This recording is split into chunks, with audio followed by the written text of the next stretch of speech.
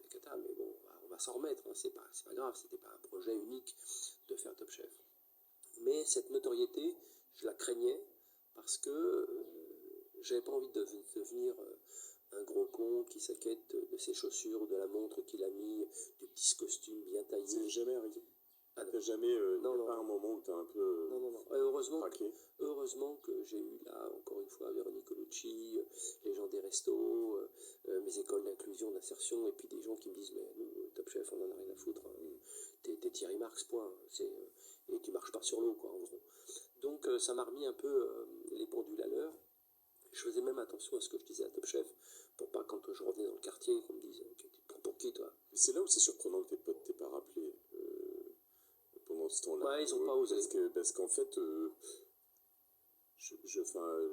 vois, je pense que tu as pour moi, en tout cas, la perception de l'humanité. Et enfin, c'est pas qu'une perception d'ailleurs. Ce qui est intéressant, tu vois, j'ai reçu récemment Gad Elmaleh, j'ai reçu, je sais pas, Mike Horn, etc. En fait, plein de gens comme ça, mais ils m'envoient des textos, ils sont hyper sympas. Nous, quand je t'ai vu là-bas, tu étais dans un autre studio ici, je t'ai dit, ouais, ça m'intéresserait, tu m'as tout de suite laissé le portable, tu m'as demandé ce que c'était mon podcast, enfin...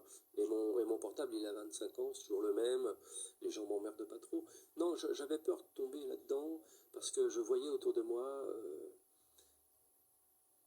et beaucoup d'ailleurs, des gens dans mon univers de métier, qui se prenaient quasiment pour des élus du divin, qui demandaient toujours à la maquilleuse d'être comme ci, comme ça, d'avoir le bon costume au bon moment, la bonne marque de montre. Enfin, je dis, oh là là, putain, si je tombe là-dedans, ça va être cata, quoi. Donc ma compagne continue à me dire que je m'habille comme un sac, mais c'est pas grave, quoi. J'ai réussi à rester un petit peu qui j'étais. Et c'est le danger, hein, de la notoriété, parce qu'on a l'impression même les gens nous donnent des fois cette impression de dire, mais vous pouvez forcément faire quelque chose pour moi. Je dis non, je peux te filer un numéro de téléphone, je peux te filer quelque chose, mais à un moment, il n'y a que toi qui peux faire quelque chose pour toi. Déjà, de fait que tu me demandes quelque chose, ben, c'est déjà courageux. Donc, je craignais cette notoriété parce que j'avais vraiment peur de ça, et encore une fois, la vie vous donne des claques de temps en temps, et c'est une journaliste de Libération formidable.